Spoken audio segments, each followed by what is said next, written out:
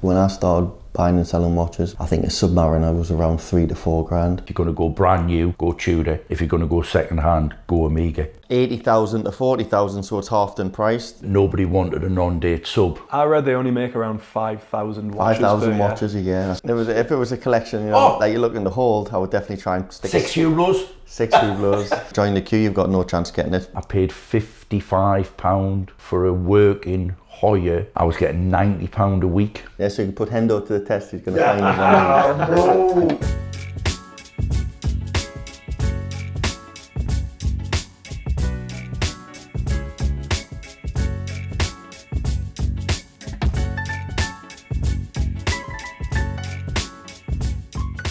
So we've asked our Instagram audience and YouTube viewers to ask us some questions for this Q&A. The first question is from Ian Manfrin, and he asks, do you think that Rolex will ever discontinue the non-date Submariner?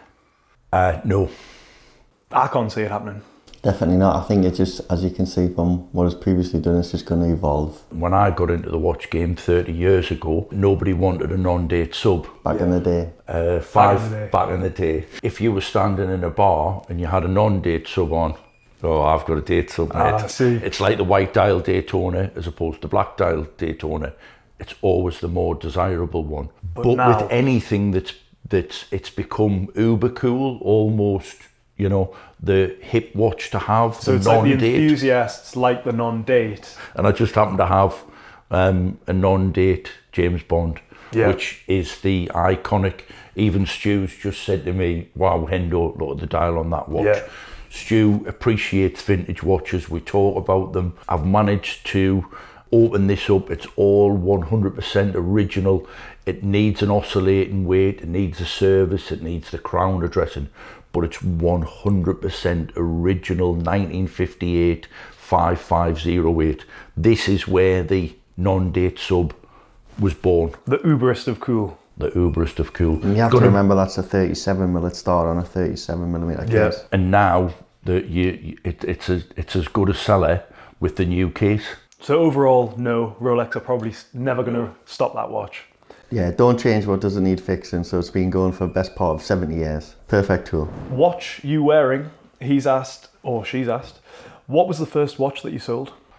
Oh, well, if Jack was here, he'd take the mickey out of me and say it was some sort of chalkboard, you know what I mean? Because he always makes a reference to, you know what it is, right? I'm missing him already. He's not here with his usual jovial self. Do you want to say the first watch? I can't actually quite remember, but I'm just going to guess, but it's probably going to be back to the gold and silver days when we're buying and selling jewellery. We got the occasional watch going back 15 years, so it's probably going to be, off the top of my head, it's either going to be a steel sub or a Datejust 36. Right. But I literally can't remember. Like classic steel and gold or something like that. Something which I would have bought dirt cheap at the time because I probably didn't know the value. Yeah. Got you. And the first watch I ever sold was a pre-tag Hoya, and I bought it at an antique market in London, in Covent Garden, when I used to go on a Monday morning where all the traders were, and everybody used to turn their back to me because I wasn't in the clique. Right. I was only 17, 18. I paid £55 for a working Hoya. Was that on the steam train? Did you get the steam train down? To get the steam train down, yeah.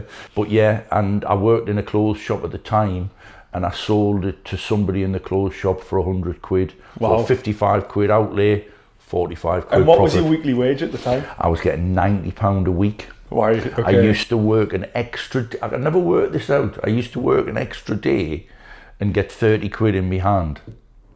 Magoogan Mark 2022 says, Omega Planet Ocean or Tudor Black Bay, which will hold value better? Obviously that's quite broad because there's a lot of there's a lot of scope. Whereas some of the new Aquaterras are in high demand, but I would say that Tudor is safer because it's now the Aquaterra is an expensive watch, so you've got that slightly higher capital, whereas you can't fail with Tudor. Tudor as a brand's going to hold better value long term. Yeah. Okay. But always go with your personal preference. Rich Mitch asks, which brand is the most... Did you say Rich Bitch or Rich Mitch? Rich Mitch. Rich Mitch. Rich Mitch. All right, okay. I think we've got Rich Bitch coming up later. All right, because we could do with a couple of them in the shop. So, anytime you feel free to come in and bitch with us. Which brand is the most undervalued and which is the most overvalued? Not being a salesman or anything like this, but we've just done a feature on a brand and we have 2 of them in stock at the moment, Lang & Son. Lang & Son. Yeah. I also had that down here, Lang & Son. Right, well, I think when you look at that platinum, which we now know is because I thought it was a datograph. Langermatic? The Langermatic. I think it was. It's one of the, and the other one we have is a Zeek work. These are 2 incredible watches. Now, in the used market, for what you're getting, pound for pound, in comparison to to a Patek, which you'll pay 100% more for. So the brand kudos of Lange isn't as much as Patek. They're underrated just because of the aspect, the horology side of things, and if you just go back to the days where they made them spectacular pocket watches, which were they famous for. Then remember the brand after the Second World War, it stopped, and then the sons started the business up again and they pushed it forward again from there, and they brought out some amazing watches. I read they only make around 5,000 watches 5,000 watches a year. So that's close to Richard Mille numbers. Yeah, so that's pretty exclusive. We're talking about pre-owned, so not so much going into the official store and buying it from the authorised dealer. You know, if you're picking up these pieces pre-owned, slightly older, you know, you're definitely getting value for your money. So I would say the most underrated. What's the most overrated? Overrated, potentially maybe Hublot. Hublot, yeah. I like how Stu's mentioned Hublot. It's a big topic. We have there's online battles as well as discussions with Nico, who hates Hublots.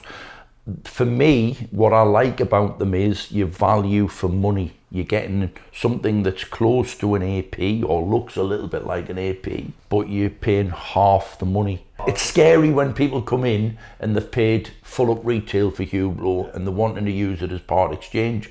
But when we're selling them, that's where my thought is if you're buying a Hublot at retail, scary. When you come to somewhere like us to potentially resell a part exchange and you've had it for 6 months, a year, you know, you're going to get a big kick in the stones. You need to be sitting down. Yeah. Right. Oscar Pritchard, he's asking, is the Rootbeer a good investment? Now, the steel and gold Rootbeer, and there's also the full rose Rootbeer. The steel and gold is 13,600 RRP. The full rose is 34,200. So yeah, if you're buying it at retail, definitely. If you're buying it at the pre-owned market now, I wouldn't class it as an investment, but it's something safe and it's a beautiful watch to own. And is that on both the steel and gold and the gold? So a brand new Rootbeer, 2023, we would sell something like that for around 17 to 18,000. A brand new Rootbeer and rose gold, there's a big difference between 22 and 23. All right, okay. The main factor being the list price increased. Right. So a 23 watch will probably sell for around 36 to 37, and the retail is 34,200. So slightly over. So you might make a touch on that. But you could get an unworn 22 for probably £2,000 to £3,000 less. So the Rootbeer and rose, the lowest you could look to purchase one in the market for will be lower end of 30 up to about 37. Okay. So I think quite a different marketplace, steel and gold to gold, but I think 2 safe watches, good long term. And you're going back to when you bought it. If you bought it in 21 and 22, parts of 22, you know, that watch was as much, and the rose gold is 50,000. Jack Will, he says, can you tell when a watch case or bracelet has been laser repaired? So Hendo, that's probably best for you. Probably the easiest way to summarise that is it depends how well it's been done. We have big discussions when watches come in as to what work's been done with them. I have just recently lasered a watch that had gone to Rolex, and Rolex wouldn't do it. So we showed it to a customer with full Rolex stickers, and he'd said, well, can you get the imperfections out? I've lasered it, I've refinished it, and the guy is ecstatic. He knows that it's been lasered in 3 places because I pointed it out to him. We don't try not to pull the wool over anybody's eyes. You can never really reproduce factory chamfers, so it all depends on the age and the condition of the watch. But if it's done well, it's only a positive thing. Harpal Cholan, he says, what's the best watch for £3,000? Like £3,000 in your pocket, I would probably go for something like a Tudor Black Bay 58. Definitely. Exactly what it says on the tin is a Tudor. £3,000, best value money watch. Yeah, so the Black Bay 58 you can also, pick up. Also, you can pick up a decent Cartier. Yeah. We're around that sort of money. Yeah. I've got a lot of friends whose sons are coming up to 18, 21st, and they'll say, oh, my son wants a watch. Can I afford to buy him a Rolex? No. So I always say, if you're going to go brand new, go Tudor. If you're going to go second hand, go Omega. One of the best things is, you've got a large proportion of the residual value still in that Tudor. So when you do come to the time where you're looking to trade up, it's a good tool to do so. LG Wizard, he says, if someone wants to start a watch business, what's the best way to get contacts or network? Find my phone. Get in touch, please. If you were going to be a backpack dealer, would you go, do you go to Hatton Garden? What do you do? First of all, you got to find your customer. So to begin with, I would just go with your circle, your family, your friends, and build it that way. So word of mouth, if you do somebody a good deal, do somebody a good thing, they're going to recommend you within your circle and spread it that way. Okay. To pick up watches at a good price, it's difficult to, it's difficult. That's one of the more difficult side of things. I think you've got to study and learn, get your knowledge in the right place. Correct, and maybe stick with one specific area to begin with, whatever it might be. If you come with the lower ends, Breitlands, Omegas, Cartiers, or if you want to, start with the Rolex Datejust, things like that, but maybe stick with a niche. But definitely sell to your friends and family. Get recommendations, do a good job, and spread from there. But it's something which doesn't happen overnight. So I've got to stress that it's gonna be a long build. It's not as easy as we make it look, Stu, is it? Definitely not. It's years and years of being in the game, and expanding your network, etc. But it is possible. It is possible, and obviously social media is a large part of it. Next question is, Ben Rowell has asked, what are your 6 watches that any collector should have in his collection? 6 is maybe too much, so we'll go with 3. If you could have 3 watches that any collector would have. For me, dead easy. Stainless steel sports Rolex, so I would always go for Submariner Date or GMT. Omega Moon watch, and either Cartier. Well, I've got either Cartier tank or reverso. So you've got sport, classic, dress. Got you. Okay. But the dress watch would always be a toss-up between a Cartier tank or a Jaeger reverso. Got you. I would probably sway towards the reverso.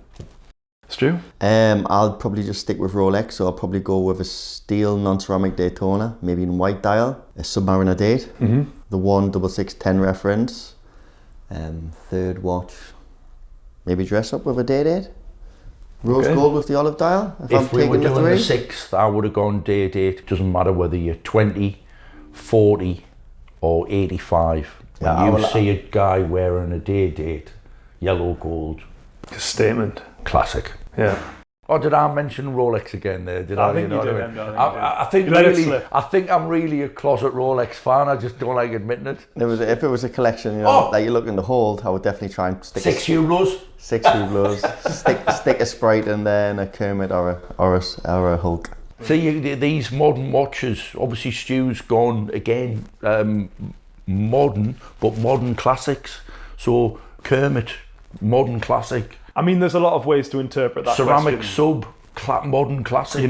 That's just my personal preference. You've got to think about what watches do you have access to, what kind of budget and stuff. But it's a big, deep rabbit hole, that one. Jacob Gill, he says, what's your best-selling watch? And he said, I would guess it's the Black Submariner Date. What do you think of that? Definitely one of. Submariners across the board. But more specifically, probably the Datejust 41. 41. Yeah, so many variations. I'm in agreement, because of the variations. So Datejust 41. Next question I've got from BJJ Hockage. The pavé Yacht-Master, it's the 126655. He's asking about the diamonds on the dial, and he's saying, are they more, do they shine bright like an RBR bezel, or are they more muted? So it's this Oyster Flex So Yacht-Master. the quality of the stones is going to be exactly the same throughout. The difference being the dial is a pavé dial, which is a lot smaller stones compared, depending on which RBR we're talking about. If we go with, for example, the RBR Date, so it has the brilliant cut stones around the bezel. Obviously, the stones are a lot bigger. So that's going to be the main two factors, the size of the stones. Got you. I feel like we should have Rihanna playing in the background, shine like a diamond. But your pavéed face is behind glass. Yeah. So you take the glass out and they'll pop just as much as the bezel. We've just took a brand new icing Kiesel with a diamond bezel, and I've never seen anything so well set. It is awesome. So baguette dial, diamond bezel, and it just, to use the younger expression, it pops. It pops. Apawa94, he says, are the Rolex Submariner Dates losing or gaining value at the moment? That's a general. Let's say a modern one, so a 41mm Submariner Date. Depending if you're buying it from list, you're gaining value. Obviously, the amount of watches, I believe Rolex produce only around 100,000 of the Submariner steel versions per year. Right. It goes back to supply and demand. We constantly sell these watches. We can't have enough these watches in stock. So yeah, long term, it's going to be a gain. Every Rolex price increase on a new watch just brings the older watches up a little bit.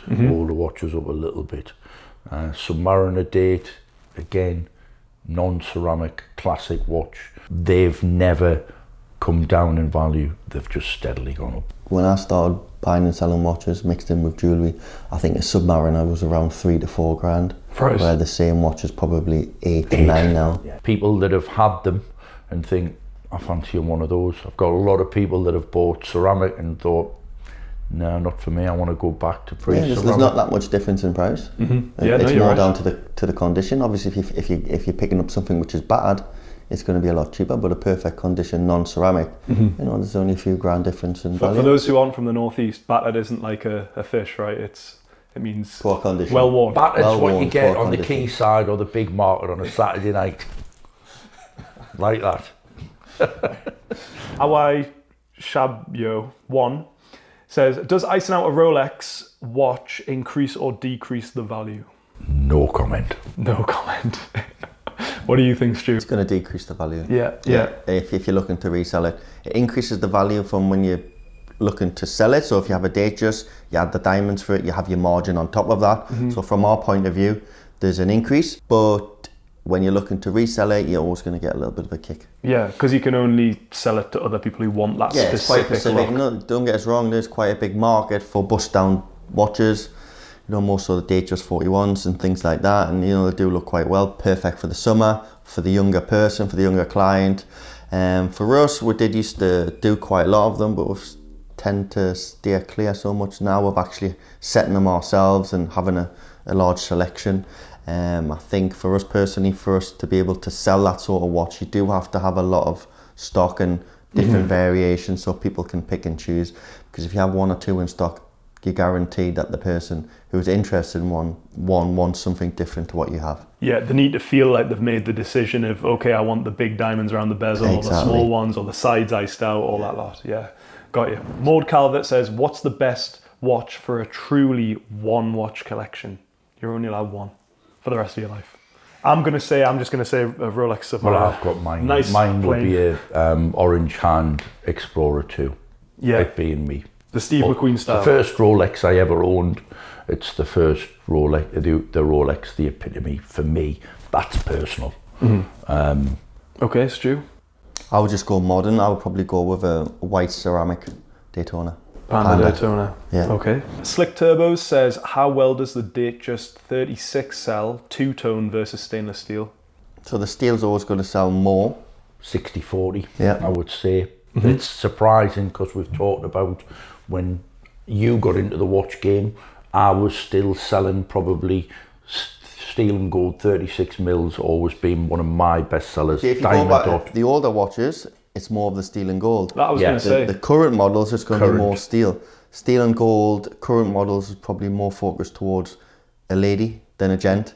But if you go back to the the earlier steel and gold Datejust 36s on Jubilee bracelets. Yeah. It's a perfect starter watch. No, I totally agree.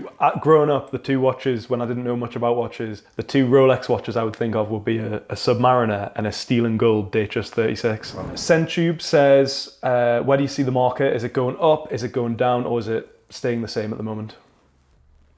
Staying the same at the moment for me. Yeah, I think... Good time to buy a watch. Yeah. Good time to buy a watch. Things are picking up. Things are good. Can't complain. We're still selling just as many watches to what we've previously done. I'm a lot more comfortable selling a steel and gold Rootbeer to somebody that I know for 17.5 as opposed to 24 and 24.5, which we were doing in 21 and 22. Yeah, too much. Gwinstagram says he's got a 21-year-old GMT-Master II. It's never been serviced or polished. Would he like to sell it? He wants to know, should he get both done? Should he service it and polish it? Or? So, Stu used a phrase earlier. If it ain't broke, don't fix it. It ain't broken, don't fix it. But 21 years, for me, it should be serviced. I gave me sister a watch which I'd had for 15 years and it hadn't been serviced. She broke it within 12 months, so I should have really serviced it. Wheels in watches do need lubrication. I wouldn't polish it, but I would certainly look at having it serviced. Your longevity of your watch in replacing the mainspring, which is the main component, and this goes down to when I say about winding watches up from flat, completely dead. You shouldn't just put it on your wrist, 20 to 30 winds on all automatic watches to get them going, and you will increase the longevity of your watch. So service and mainspring, I would advise. CJS Plumbing says the Platinum Day Date, he's got one, it's from 2022. It's got a smooth bezel with the diamond hour markers. Would he hold it or should he sell it? Depends on what his thought process is around that. I think the market value on something like that's probably worth around 60 to 65k. Okay. If he has a niche for something else, sell it, jump into something else. But if the question's based more around will it increase in value, I probably, It's because it's got that smooth bezel, right, on the Platinum, which is now, you can only get it with the fluted. Yeah, but bear in mind that watch has been out for 7 years, so there's quite a lot of them around. Got you. 2015, the Day Date 40, 2015 to current. Well, speaking of the Day Dates, Capo007 wants us to talk about the Day Date Platinum with the meteorite dial specifically. So do you have any thoughts on that? We have a customer that has a one. He's a real stylish guy. He recently came in store wearing a one and it just looked fantastic. It is so understated cool. Is the meteorite dial in a Platinum Day Date, is that the daddy? Yeah. It's a serious stealthy watch, isn't it? Yeah. He drives a G-Wagon, which isn't as stealth. I think that's I'm on my way there, and on the wrist is I'm there. Mr. Mando one says he bought a Batman for 13,000 2 years ago. Was it a good buy? Yes. Okay, because where are Batman sitting at right now? Depends on which Batman he bought. So the first generation. Did he buy a first gen? Did he buy a current? Let's say, well, ballpark. Yeah, fair enough. It's no problem. 13,000, safe as houses. The Tudor Burgundy. So this is a new release. I've got a picture of it down here. It's a Black Bay Burgundy with the Jubilee bracelet.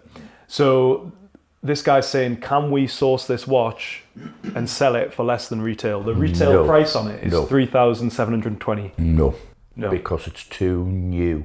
Yeah. I don't think we've even had a one yet. I could source an older one with either a oyster bracelet or on leather or NATO, certainly, but that's a hot watch. So maybe these need to come out into the market and then a bit of time. We find that we're getting a lot of Tudors brand new, unworn from customers that have been sort of... I think David Anthony just needs to get his hand in his pocket and just get it bought if he wants the watch, because you're only going to be talking a few £100 discount, if at all, so just pop along to your local Tudor store. If there's one available, pick it up. If it's something that you have to wait for, get your name down. Or wait for the watch like everybody else and enjoy it. Yeah. Or send us an inquiry and I'll find you one. Right. Okay. So then. There's a little gauntlet. You know what I mean? We'll work on very, very small margins on things like that. We'll find one. Yeah. So you can put Hendo to the test. He's going to find one. No. It's on camera now. Billy McCafferty, he's talking about this AP. This is a 15500 blue dial. He says he really likes it, but the prices have dropped off quite somewhat since the peak in 21. Probably like the middle of 22. Or the middle of 22, sorry. And he says it's putting them off a little bit, so... What's putting them off? Because it's gone from 80,000 to 40,000, so it's half the price. You know, I don't think it's going to go down anymore, and I think the stuff like that, the number of watches that they're producing is still the same. It's so sought after with that dial variation. It's a beautiful watch. I mean, bear in mind the list price on this is 23,900. Okay, so join the queue. You've got no chance getting it. Yeah, so it's, well, my point being there is it's still quite a lot over list, even at 40, isn't it? So yeah, it's you know, relatively. So again, yeah, a tad below I'm buying myself. Yeah. CG Parfit Chelsea says, is £14,000 a good price for a Starbucks that's a few years old, so 2 years old? It's fair. Yeah, good price. Yeah. If he hasn't bought one already. Again, modern classic, great watch. You're never gonna.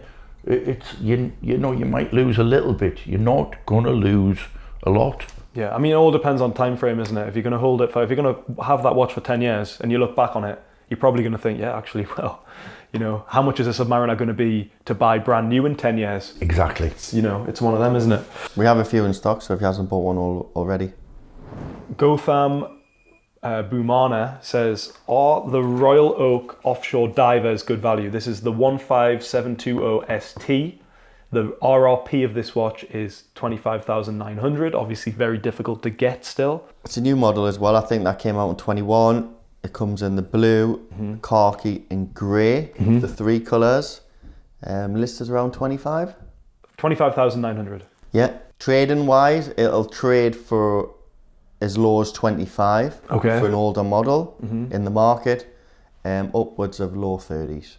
Okay. 5 years ago, that watch was, again, not the ugly duckling, but the one that didn't sell. So you could have gotten it at a very, very good price. Because of the increase in the other models, it's dragged that watch up, and it's now, you know, it's relatively priced. But then you can always look at the older divers. Yeah. You can pick up for 12 to 15 to 17, around that sort of range. Put a funky strap on it, then you're off. Okay. Ready to go. Perfect watch for the summer. Okay, brilliant. Well, we'll wrap it up there. Much appreciate the time. Can I just say, I think the hardest job for today was you pronouncing all of the names and getting them right. Many apologies for butchering everybody's names on there, but we've got a couple of things. So we do have a exclusive WhatsApp group. There'll be a link in the description. You can join the group. The salespeople at Watchtrader are posting in there daily. So it's a perfect place if you're looking to pick up a bargain of a Pacific watch. So that's a great place to head. So, you know, join that group. And then again, we'll really appreciate it if you could like the video, if you like this kind of content, and we'll make some more of it, and subscribe. Yeah, Thanks everybody. Yeah, we'll probably do something like this later on in the year. Yeah, for sure.